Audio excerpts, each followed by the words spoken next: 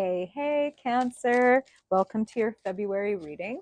I'm Madeline, if we haven't met before. And if you're back, hey, thank you for being here. Okay, so as always, Cancer, we are going to pull some tarot cards to get into the story of your month. And we will close your reading by pulling a couple cards from the Star Codes Astro Oracle deck to get a little guidance from Spirit along the journey of your story. So, how's February treating you so far, Cancer? Anything on your mind?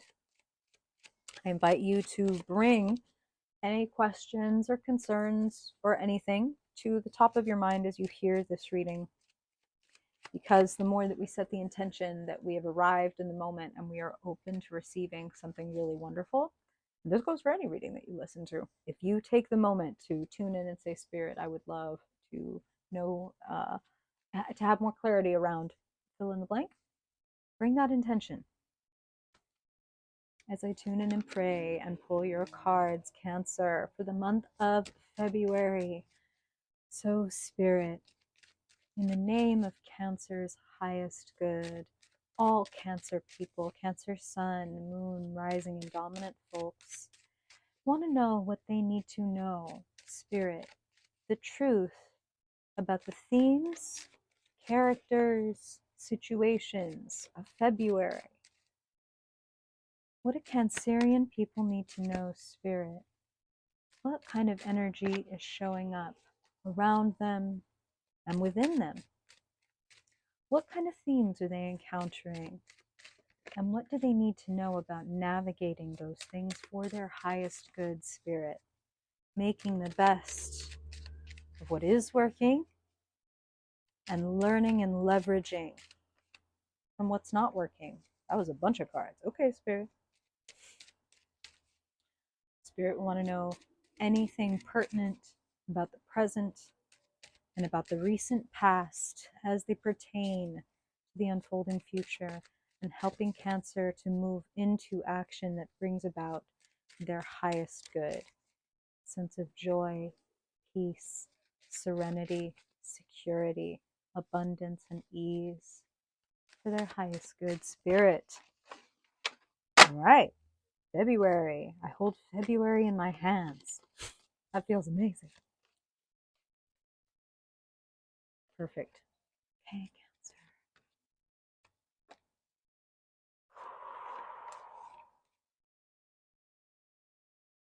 Cancer.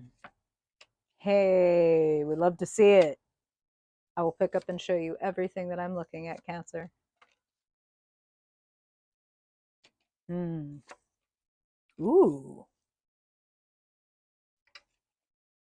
Wow.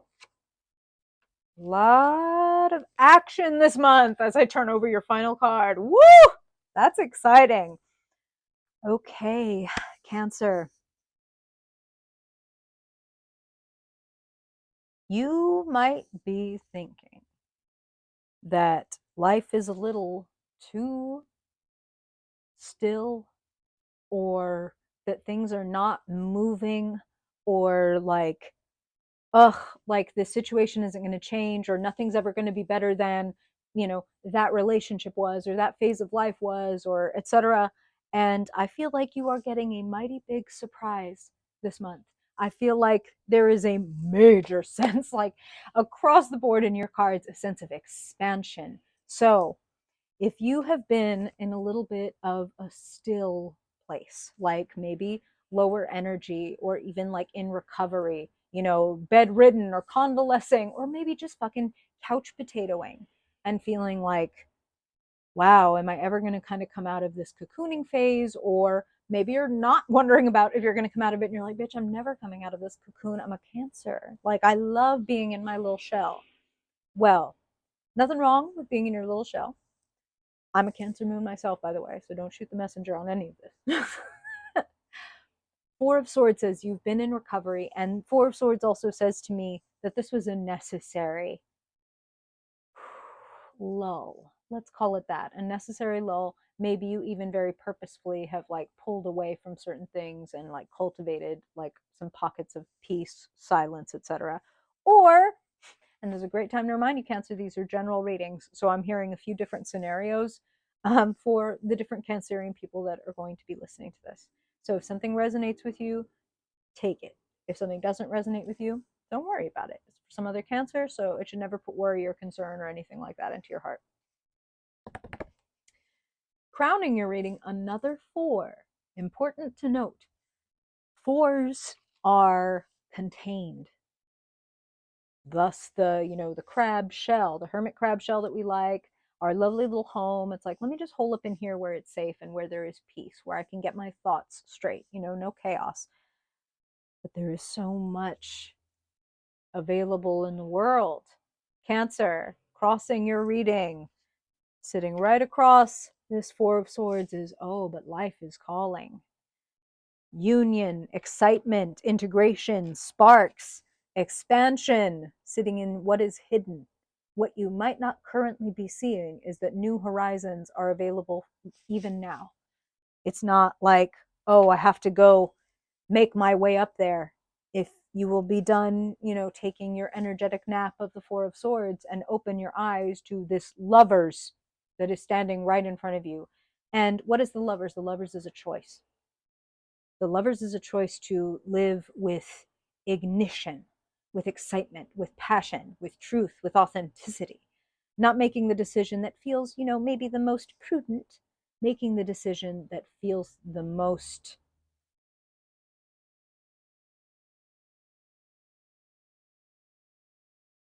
life affirming, vivacious. What is your choice, Cancer? What, when you move toward it, do you feel the most alive, most present, the most excited to be who you are? When do you feel in the moment? You're being presented with a choice. And you've had time to think, you've had time to recover, you've had the stillness needed between the last phase and this new Lovers phase opening up in your life. Speaking of past phases, sitting in the past, 5 of Wands. We have played around, we've had some fun.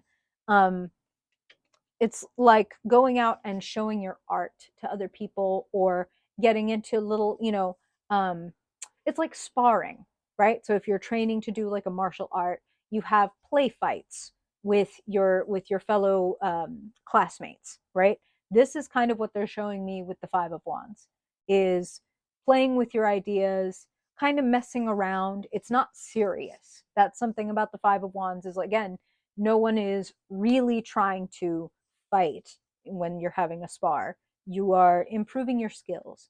So you've been improving your skills. You've been out there playing around with this thing. Exercising your creativity is something that Spirit is saying.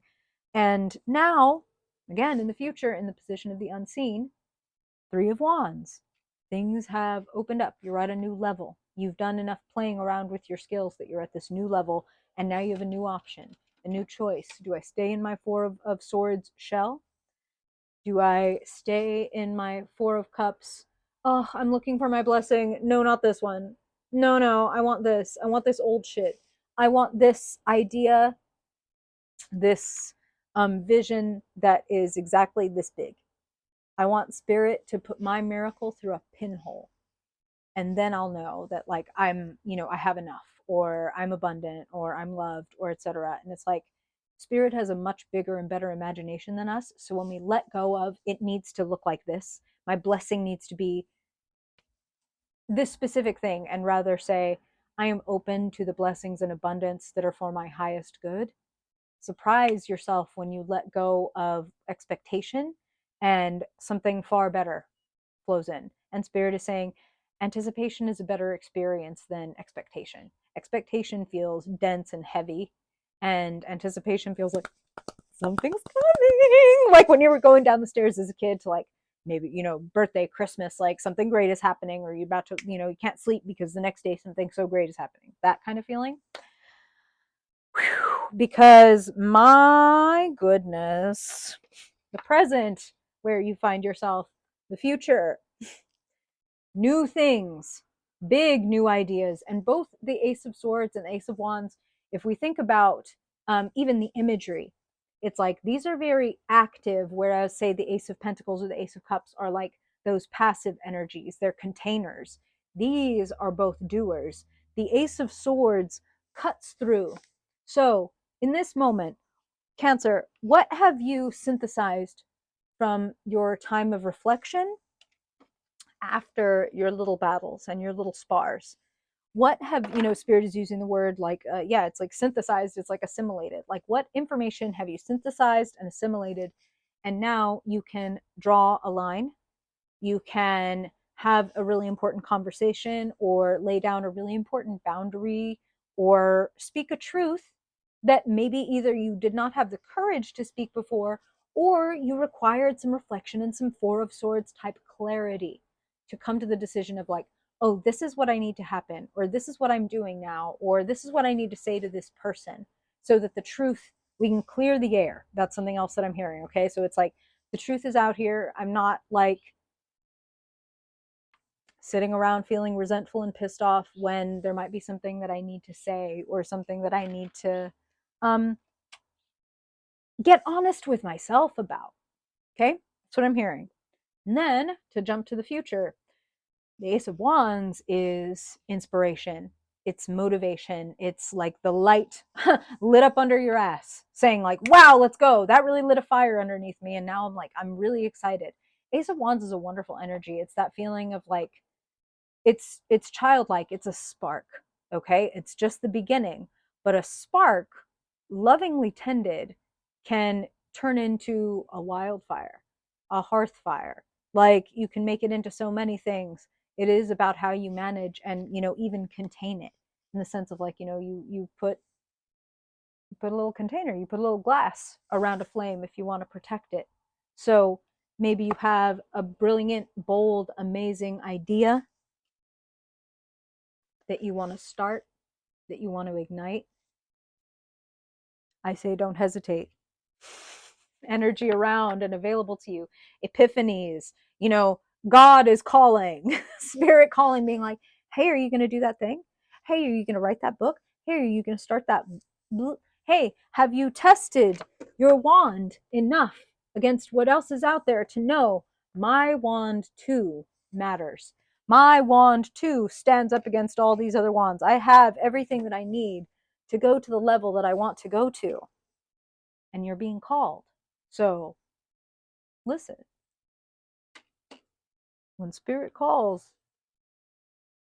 I mean, we can't put it off. That's the realness, right? But then that's when we see those tower cards and things like that. So I say, with this being such a beautiful call, to be even more aligned with yourself, more excited about what you're doing, more dialed in is something Spirit is saying, not like distracted, confused, looking elsewhere,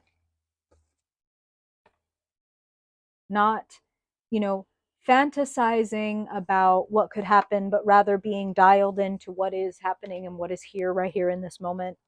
Um, that's bringing ignition.